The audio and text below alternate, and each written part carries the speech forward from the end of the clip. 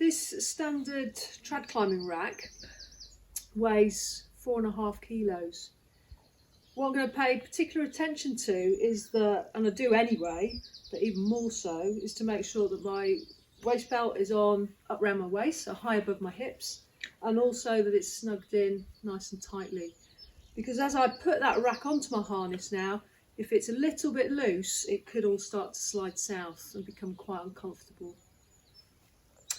On this harness, I've got 2 plastic gear loops and then also one at the back. There. So that's really useful for keeping screw gates, belay plates at the back, which I'll only need when I get to the belay.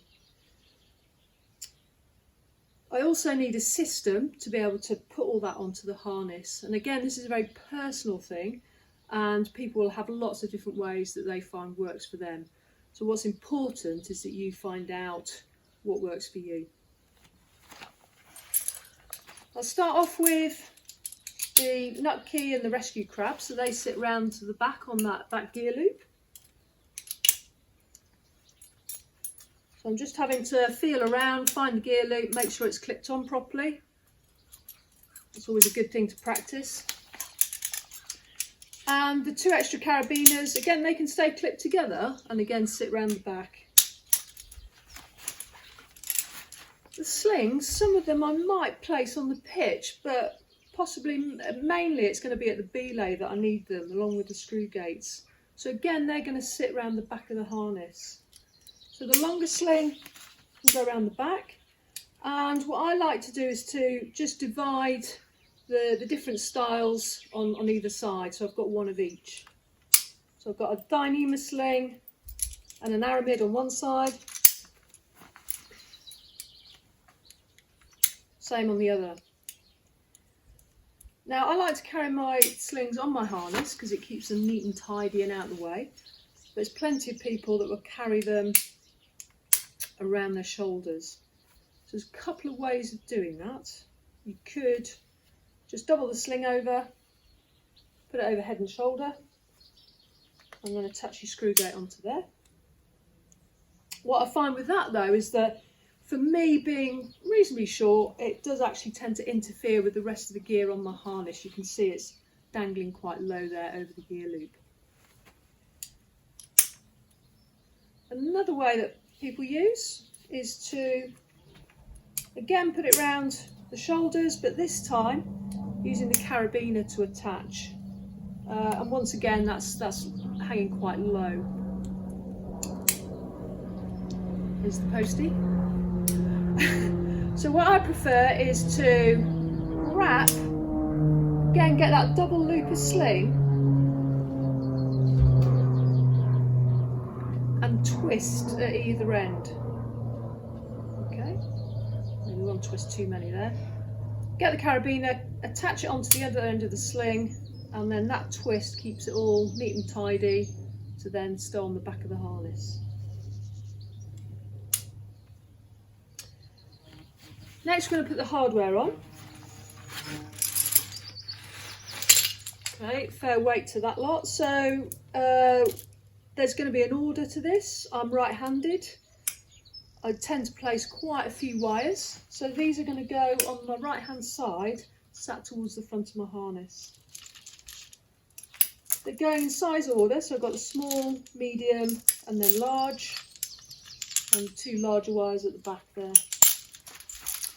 And they don't hang so low that they're going to get in the way of any sort of tricky climbing that I might do. With the hexes, they're quite big pieces of gear, so again they're going to sit around on the back gear loop.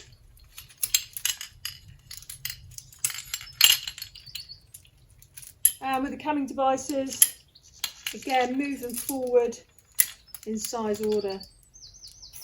And what I've got here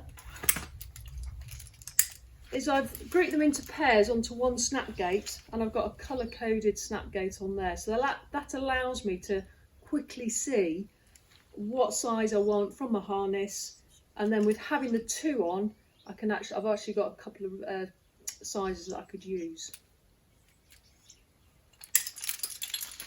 Right, it's already getting quite tight on the gear loops, and I've still got the quick draws to put on.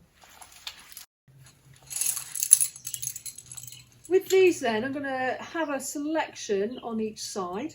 I'm going to start with the sling draws. They're going to sit towards the back. What you'll notice with any of the gear that I put onto my harness is I'm choosing to clip outwards. That's what I prefer. I find it easier. Some people prefer to clip inwards. So it's about finding out what works for you. Another way of carrying these quick draws could be, I mean, they're already racked up onto a bandolier, so I could put them over one shoulder and carry them like this. And what that would mean is that it frees up space on my gear loops, and also when I come to a belay changeover, it's quite easy to just hand the gear over to my partner.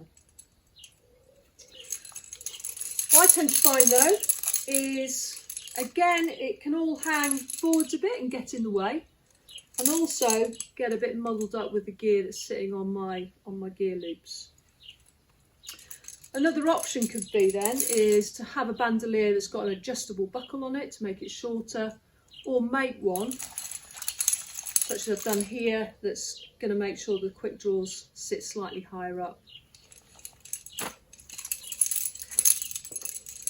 So I'm going to keep stowing these onto my harness. A couple of sling draws on each side.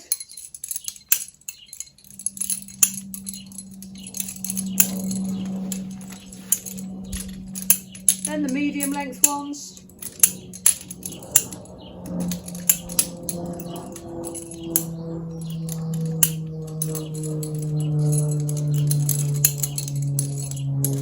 And this is all personal preference, how you rack the gear onto your harness. So what's really important, I know this works for me, but what's really important is that you find out what system's going to work for you. You can see though that the gear loops are now really chock-a-block with gear, and even though I've grouped my camming devices 2 onto 1 snap gate, it's still quite busy there. So that means it can be a bit of a fight to actually get the gear off or onto my harness. So a system could be, to free up a bit of space, is to actually double clip the quick draws. So I'm going to clip like with like.